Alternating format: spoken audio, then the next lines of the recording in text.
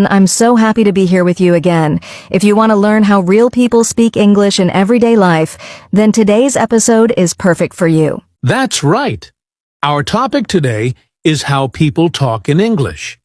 You'll learn how native speakers talk in real conversations, not just in textbooks. We'll break it down in a simple and fun way so you can start speaking more naturally too. We'll talk about everyday conversations, small talk, idioms, the difference between formal and informal English, and even some common mistakes to avoid.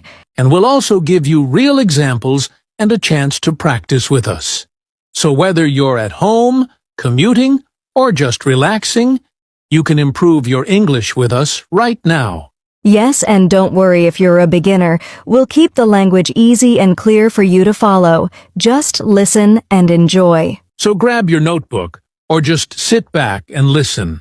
Let's explore how people really talk in English, starting with everyday conversations.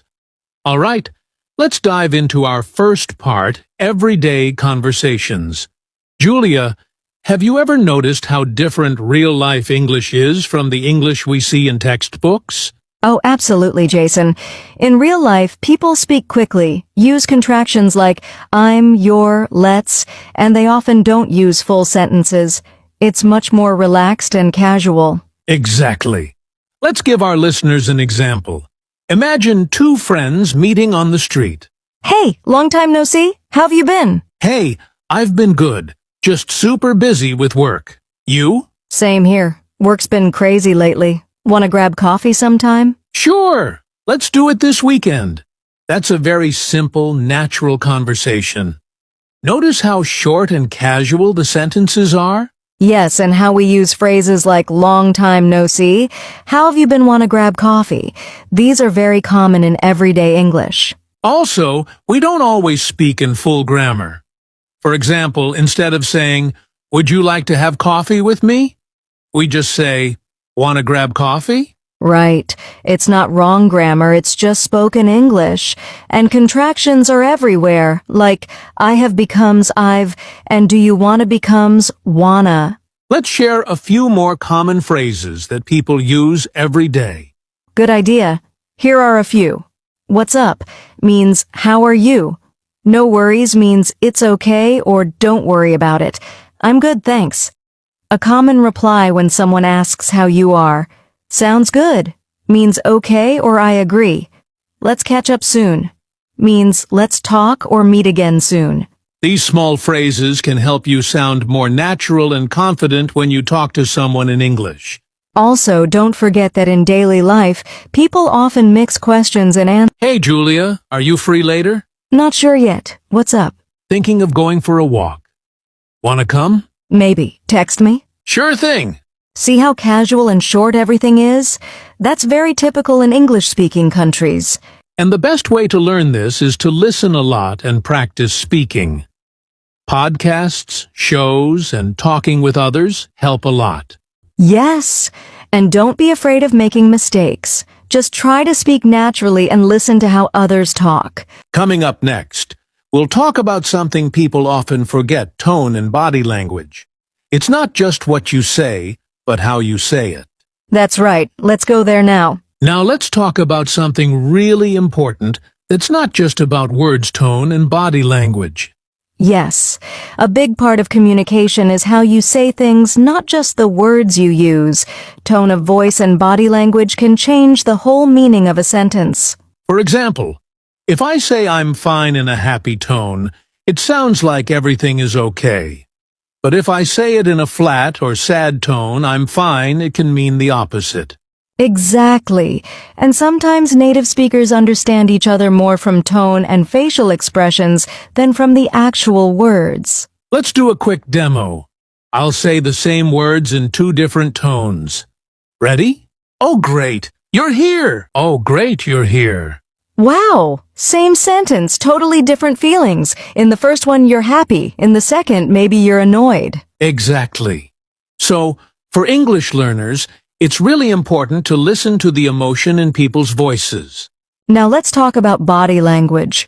That means using your face, hands, or posture to help communicate. In English-speaking cultures, people often smile a lot when they talk, nod to show they're listening, and use hand gestures to explain something. Yes, and when someone is interested, they might lean forward, but if they're bored, they might cross their arms or look away. Let's say you're meeting someone for the first time. If you smile, make eye contact, and say, "Nice to meet you," in a friendly tone, they'll feel good. But if you say it with no expression and look away, it might seem rude or cold even if your words are correct. So, here's a tip. When you practice English, don't just say the words, act the words. Use your face, hands, and voice. It makes a big difference. Absolutely. Even just watching videos or mirroring native speakers can help you understand tone and body language better. All right, coming up next, we'll talk about something we all use every day, but often forget how important it is. Small talk and icebreakers. Yes, those little conversations that help start a friendly chat. Stay with us. Now let's talk about something that might seem small, but it's actually very important. Small talk and icebreakers. Yes. Small talk is the short, simple conversation people have to be polite, friendly, or just to start talking. It helps break the silence. That's why we also call it an icebreaker. Right. And even though small talk might not be deep or serious, it's a big part of English-speaking culture. It's how people connect. Let's give a few examples. Imagine you're in an elevator with a coworker. You don't want to stay silent, so you might say, "Nice weather today, huh?" Or, "Did you watch the game last night?" or "Traffic was really bad this morning." These topics may seem boring, but they're safe and friendly. That's the goal. Here are some common small talk topics in English. The weather looks like rain today. The weekend. Any plans for the weekend? Work or school? How's your day going? Sports or news? Did you hear about that match yesterday? Compliments. I like your jacket. These simple questions open the door for conversation. And remember, the goal isn't to have a deep talk just to be social and polite. Let's show an example. Here's a short small talk conversation between two people meeting at a party. Hi, I don't think we've met before. I'm Julia. Nice to meet you, Julia. I'm Jason. How do you know the host? Oh, we used to work together. What about you? We're old college friends. So, have you tried the snacks yet? Not yet, but they look good. See how easy that was? They didn't talk about anything serious, but they were friendly and polite. Exactly. And once small talk starts, it often leads to deeper conversation, but it has to start somewhere. So here's a tip. Don't be afraid to start with something simple. Even a short sentence like, "How's your day?" can open the door. And remember, smile, use a friendly tone, and show interest. People love talking to someone who listens. Next up, we'll talk about something fun, idioms and expressions. You'll learn some cool phrases that make your English sound more natural. Stay tuned. It's going to be a blast. All right, Julia. Now it's time for something really fun and interesting idioms and expressions. These are phrases people use all the time that don't always make sense if you translate them word for word. Yes, idioms make English colorful and exciting, but they can be tricky for learners because the meaning isn't always clear from the words themselves. Exactly. For example, if someone says, "It's raining cats and dogs," they don't mean animals are falling from the sky. It just means it's raining very heavily. Let's share a few popular idioms that people use in everyday English conversations. Great idea. Here are 5 idioms with simple explanations. Break the ice to start a conversation in a friendly way. Piece of cake, something very easy to do. Hit the books to study hard. Under the weather, feeling sick or not well. Spill the beans to tell a secret. Those are great, and these idioms come up in conversations a lot, so knowing them will help you understand native speakers better. Let's do a quick example with the idiom break the ice.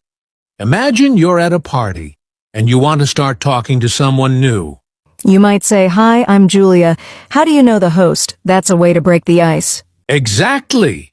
And if you want to say something was easy, you could say, "The exam was a piece of cake." It sounds much more natural and fun than just saying, "The exam was easy." Here's a quick challenge for our listeners. Try to use one idiom you learned today in a conversation this week. Yes, practice makes perfect, and don't worry if you don't get it right the first time. Just keep trying. Next, we'll talk about how to speak formally and informally. That's important because the way you talk changes depending on who you're talking to. You don't want to sound too stiff with your friends or too casual in a job interview. Let's get into it. All right, Julia, let's talk about something that can be a little tricky for English learners speaking formally and informally. Yes, the way you talk depends a lot on who you're talking to and where you are. Speaking to your boss is different from chatting with your friends. Exactly. Formal English is polite, professional, and clear. Informal English is relaxed, friendly, and often uses slang or contractions. Let's start with an example. Imagine you're writing an email to your boss. In formal English, you might say, "Dear Mr. Smith, I hope this message finds you well. I am writing to inform you about the meeting scheduled for next Monday." But if you're texting a friend about the same meeting, you might say, "Hey, just wanted to remind you about the meeting on Monday." See the difference? The formal version uses full sentences, polite words like, "Dear, and I am writing to inform you."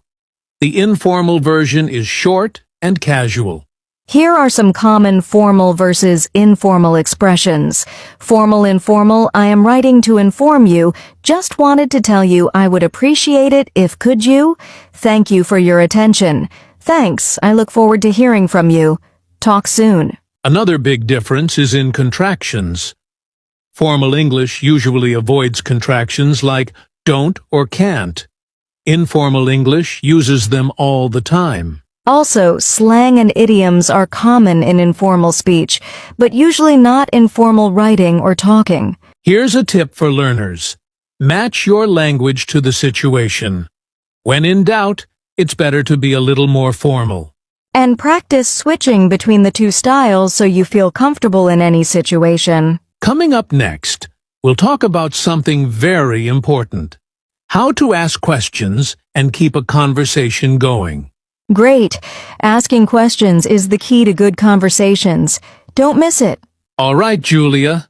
Let's talk about something every English learner faces: common mistakes people make when speaking English. Yes, making mistakes is totally normal, but if we know the common ones, we can avoid them and speak more clearly. One common mistake is mixing up verb tenses. For example, saying "I go to the store yesterday" instead of "I went to the store yesterday." Right, past events need the past tense.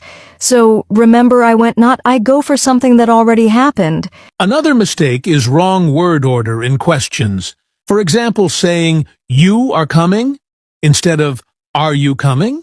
Yes, in English, questions usually start with an auxiliary verb like are, do, or did. So, "Are you coming?" sounds natural. And many learners confuse prepositions like saying "I am good in English" instead of "I am good at English." Prepositions can be tricky, but practicing common phrases helps. For example, good at, interested in, listen to. Here's one more mistake. Pronunciation errors that change the meaning. For example, saying sheet instead of shit, or vice versa.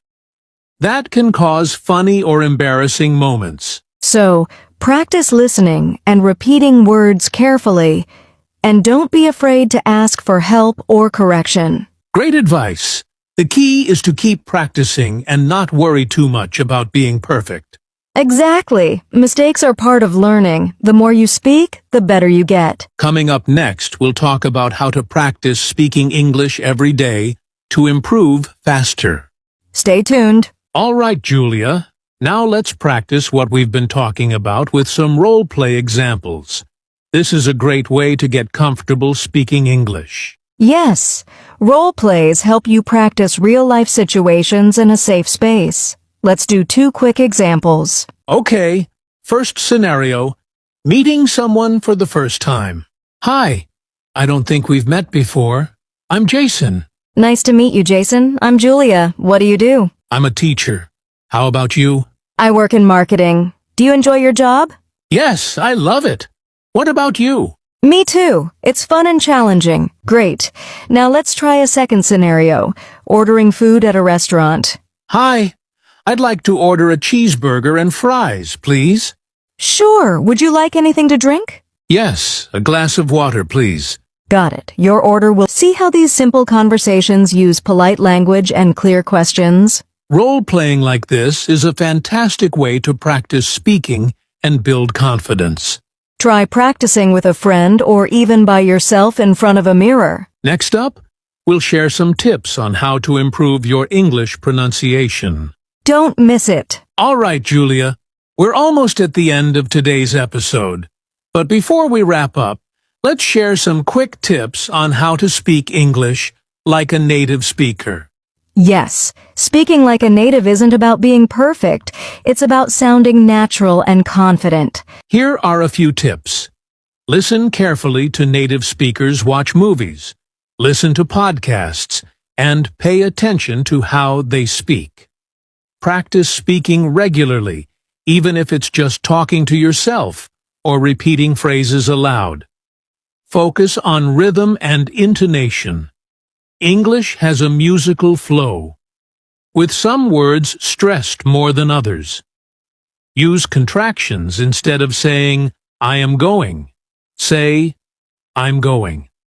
Learn common phrases and expressions. They make your speech sound more natural. Also, don't be afraid to make mistakes. Native speakers make mistakes too. The key is to keep practicing.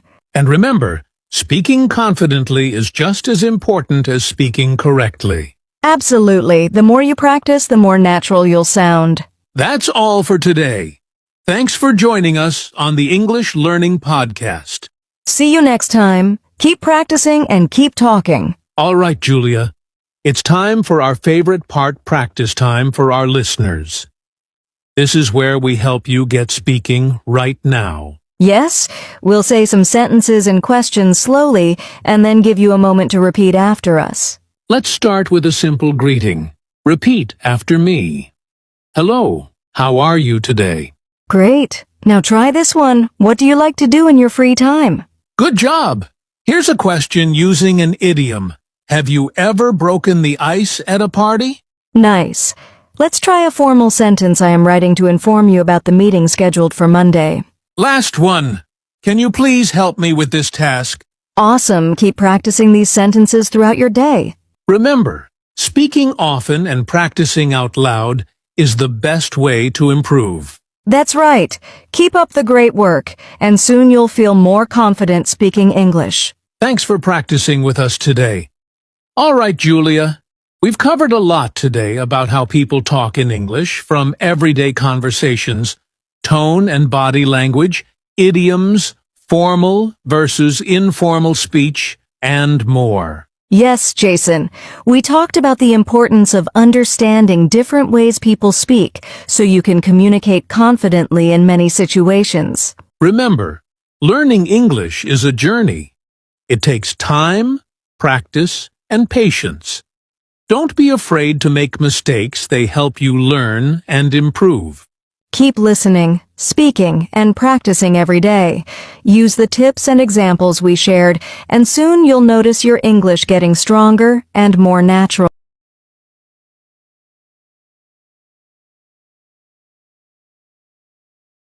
Grace was a kind and cheerful woman who lived in a town. The town was full of green trees, colorful flowers, and smiling neighbors. Grace was always happy to help others, and people loved her for her kindness. She believed in love and dreamed of finding someone who would treat her with love and care, just like she would do for them. One day, Grace went to a party in her town. The sun was shining brightly, and everyone was laughing and having a good time. While Grace was there, she met a man named Daniel.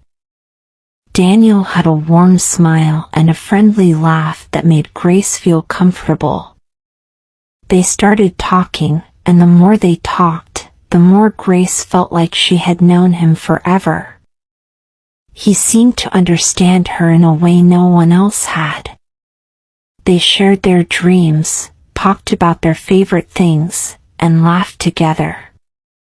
Grace felt happy and excited. After the party, Daniel asked Grace if she would be his girlfriend. Grace was overjoyed and said, yes. She felt so lucky to have found someone so kind. She believed that this was the start of a beautiful love story. She thought, we will be happy together forever. At first, everything seemed perfect. Grace and Daniel would go to the park and hold hands. They would go on walks and talk about their future. Grace would cook Daniel's favorite meals, and they would watch movies together. She felt like she was living in a fairy tale. But after a few months, things started to change. Daniel became different. He didn't smile as much as before. He didn't talk to Grace about his day or ask how she was feeling. When Grace asked him, "What's wrong, Daniel?" he would say, "Nothing. You're just thinking too much." Grace didn't understand. She felt sad but thought that maybe it was just a phase. Grace tried everything she could to make Daniel happy again. She cooked his favorite food, bought him small gifts, and sent him sweet messages to remind him how much she loved him. But Daniel didn't seem to care. He didn't thank her or show any love in return. Grace felt lost. She loved Daniel so much, but he wasn't giving her the love she needed. She asked herself, why is he so distant? Why doesn't he care about me? But Daniel didn't change. Grace thought, maybe if I try harder, he will love me again. But no matter what she did, nothing changed. Daniel was still distant and cold. One day, Grace's best friend, Lily, came to visit. Lily saw that Grace was not as happy as before. "Grace," she asked gently, "what's wrong? You seem sad all the time." Grace took a deep breath and said, "I love Daniel, but he doesn't love me the same way. I keep trying to make him happy, but he doesn't care. I don't know what to do anymore." Lily listened carefully and then said, "Grace, love should make you happy. It should not make you feel sad, hurt, or lonely. You cannot change someone else if they don't want to change. You deserve someone who loves you back, just as much as you love them." Grace thought about Lily's words every day. She realized that what Lily said was true. "I deserve someone who will love me like I love them," she thought. Grace realized that trying to make Daniel change was only hurting her. She had to make a choice. One evening, Grace sat down with Daniel. She looked into his eyes and said, "Daniel, I have tried everything to make things work, but I can't do it alone. This relationship is not making me happy anymore. I need to let go." Daniel didn't say much. He didn't look surprised or sad. He just shrugged and said, "Okay." Grace felt a mix of emotions. Part of her felt sad and scared, but another part felt relieved. She knew it was the right decision. After that conversation, Grace took some time for herself. It was hard to let go of someone she had loved, but with time, she began to heal. She spent time with her friends, went for walks in the park, and read books that made her feel happy. Slowly, Grace started to smile again. She remembered how much she loved her life and how much she deserved to be happy. Grace learned an important lesson: love should never hurt. Love should make you feel good, safe, and happy. If someone is not treating you with respect, it is okay to walk away. You deserve to be loved the right way. Grace also learned that it's okay to let go of a relationship that is not right for you. Sometimes, even when we love someone, we have to accept that they are not the right person for us. It is better to let go and make room for new happiness. Grace's story teaches us that we should never settle for a love that makes us feel small or unimportant. We should love ourselves enough to know that we deserve to be treated with kindness and respect.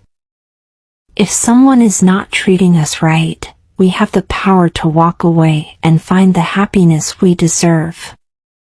In the end, Grace was happy. She found peace in her heart and was excited for the future.